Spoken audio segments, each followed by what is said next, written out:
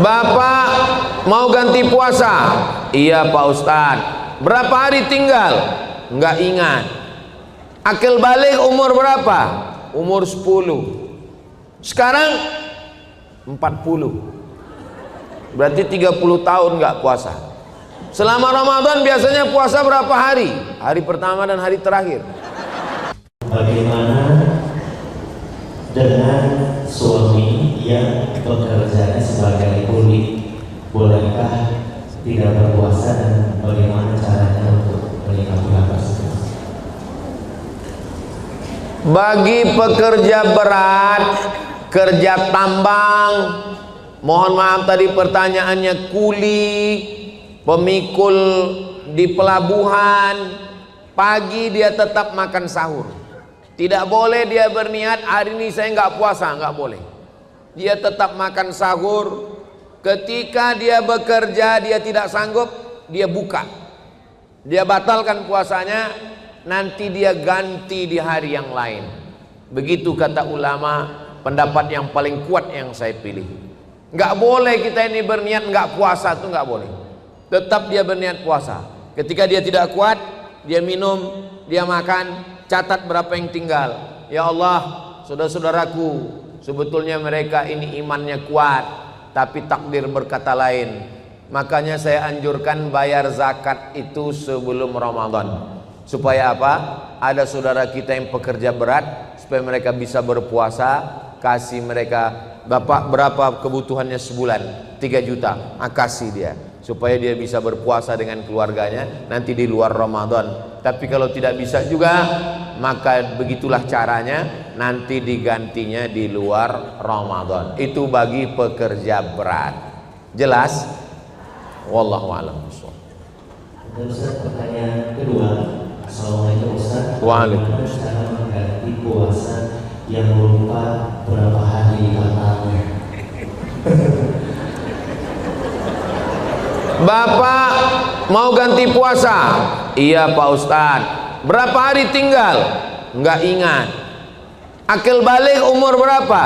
Umur 10. Sekarang 40. Berarti 30 tahun enggak puasa. Selama Ramadan biasanya puasa berapa hari? Hari pertama dan hari terakhir. Berarti 1 tahun 28 hari. Berarti kalau 10 tahun 280 hari. Itu kelihatannya aja banyak Pak. Tapi kalau diqadha 1 tahun lunas 90 hari. Senin Kamis, Senin Kamis, Senin Kamis 8 hari. 10 bulan 80 hari. 11 bulan 88 hari. Tambah 2 hari 90 hari setahun. Kalau dilaksanakan, badan sehat, hutang lunas, dan bonus irit belanja. Alah, kayak Ustadz Somad nggak pernah aja tinggal puasa. Saya pernah tinggal puasa. Waktu di Mesir 4 tahun nggak ada tinggal. Waktu di Maroko 2 tahun nggak ada tinggal. Tapi sebelum berangkat dulu waktu sekolah pernah tinggal. Waktu saya puasa datang kawan saya bawa soto Medan. Padahal bulan puasa kan setan sedang dibelenggu. Rupanya setan datang bawa soto Medan. Tapi udah saya ganti. Kita juga pernah silap, pernah salah. Maka yang lalu-lalu kita ganti. Yang nggak tahu cara ngitungnya, hitung terbanyak. Kalau hitungannya ternyata 90, dia ganti 100, yang 10 itu terhitung sebagai amalan puasa sunnah. Misalnya ibu sholat zuhur di sini. Habis sholat zuhur pulang ke rumah. Suaminya baru pulang musafir. Kata suaminya, saya mau sholat mah. Ibu ikut lagi. Sholat yang pertama itu menggugurkan kewajiban. Sholat yang kedua di rumah namanya fadilah, dapat pahala keutamaan sunnah. Begitu juga dengan puasa. Puasa kita yang berlebih itu dihitung sebagai puasa sunnah. Wallahu a'lam. Pertanyaan ketiga Ustaz dari jemaah, bagaimana cara kita bisa istiqomah merawat spirit Ramadan juga di luar bulan Ramadan? Cara istiqomah yang pertama berjamaah. Tadi banyak sekali foto-foto dengan ibu-ibu komunitas ini, komunitas Asyifa ulang tahun yang ke-6, komunitas ini banyak sekali, bagus. Jadi ibu-ibu yang sudah ini pun saya lihat komunitas ini banyak ini, kelihatan dari warna jilbabnya, ada yang jilbab pink, ada yang hitam. Yang sudah berjamaah mudah-mudahan istiqomah.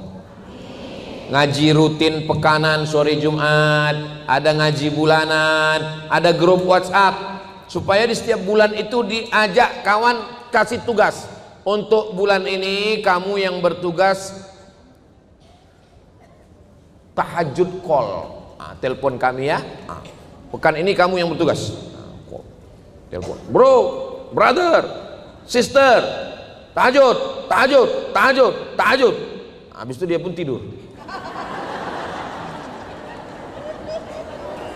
Jadi dengan berjamaah, jangan sendirian, jangan sendirian. Man syadza syadza finnar, siapa yang sendirian masuk neraka. Maka mesti berjamaah. Syarat yang pertama supaya kita ini bisa istiqomah berjamaah. Saya berjamaah. Kami ada komunitas, ada muzakarah, saling mengingatkan. Kalau saya salah diluruskan. Saya nggak bisa berkata saya, nggak bisa. Kami, iyyaka na'budu wa iyyaka nasta'in. Yang kedua, bagaimana supaya kita istiqomah? Kalau ada orang sakit, lihat. Melihat orang sakit itu, banyak orang menyangka kalau dia melihat orang sakit dia sedang membahagiakan. Bukan. Melihat orang sakit itu nasihatnya ke kita. Kamu pun juga bisa sakit. Makanya menjenguk orang sakit itu lebih banyak doa, jangan nanya. Ini nanya, sakitnya mana, biayanya berapa? Bertambah sakit dia. Waduh, kalau kayak gini sakitnya kayaknya nggak sampai hari Jumat meninggal ini. Jangan banyak ngomong, melihat orang sakit. Yang ketiga, lihat orang mati. Nggak ada orang menasehati saya. Maka nasihat yang paling tajam ke hati dan pikiran saya adalah orang meninggal. Makanya kalau ada orang meninggal saya datang, saya buka wajahnya sampai ke liang lahat untuk mengingatkan saya, kau pun akan mati Abdul Somad. Semuanya tinggal Pak. Bapak yang hebat-hebat, yang kaya-kaya, yang pejabat, yang konglomerat, tinggal semuanya. Surat tanah Bapak di akte notaris berganti dengan nama orang lain. Surat STNK BPKB motor mobil ganti dengan orang lain. Yang paling menyakitkan, tolong tarik nafas kalian, surat nikah berganti. Pulang dari sini kalian lihat surat nikah, nama kalian berganti. Mereka hanya menunggu 4 bulan 10 hari. Setelah itu nama kalian berganti dengan nama Bronis, Brondong Manis. Betul Bu? Betul katanya. Mati kita. Memang kalau kita ngomong sama orang jujur ini menyakitkan. Apalah salahnya waktu kutanya tadi kalian pura-pura enggak dengar. Ataupun kalau penjawab dalam hati aja. Mudah-mudahan kita semuanya istiqomah. Berjamaah, tengok orang sakit, tengok orang mati. Enggak juga masuk ke dalam yang lahat. Insyaallah. Ya muqallibal qulub, wahai engkau yang membolak-balikkan hati, sabit qulubana, kokohkan hati kami ya Allah. Mudah-mudahan kita semuanya istiqomah. Doakan Ustaz Somad istiqomah. Dan satu ayat berikutnya, bagaimana cara menyikapi seorang tokoh atau pemuka agama yang melakukan pelecehan seksual terhadap jamaahnya, sementara teman-temannya banyak yang menuduhi kasus ini. Laporkan ke polisi, enggak bayar. Kumpulkan bukti, rekaman, apapun buktinya, laporkan ke polisi, jatuhkan hukuman. No viral, no justice. Kalau tidak viral, tidak ada keadilan. Viralkan supaya dijatuhkan hukuman, supaya memberikan efek jera, supaya orang yang menyebarkan agama menjadi baik dan masyarakat menjadi terjaga. Niatkan karena Allah, lillahi ta'ala. Lapor ke Komisi Perlindungan Anak, Komisi Perlindungan Perempuan, Komisi Perlindungan Suami-suami yang teraniaya. Sudah ada belum? Nanti kita buatkan. Mudah-mudahan Allah menjaga umat ini. La tajtami'u ummati ala dhalalatin. Umatku tidak akan pernah bersatu dalam kesesatan. Makanya ceramah tabligh akbar intinya adalah amar ma'ruf nahi mungkar. Mesti ada nahi mungkar. Jangan diam. Diam melihat kemungkaran.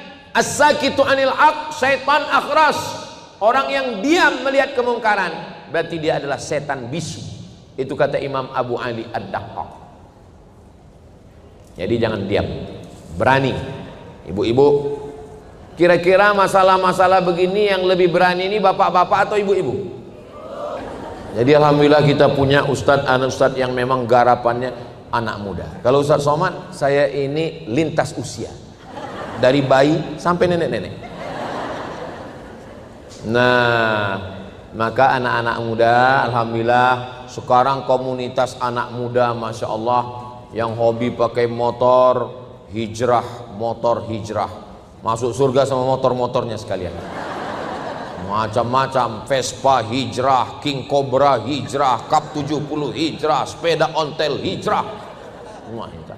Yang perempuan-perempuan, komunitas ini mesti dijaga dengan baik.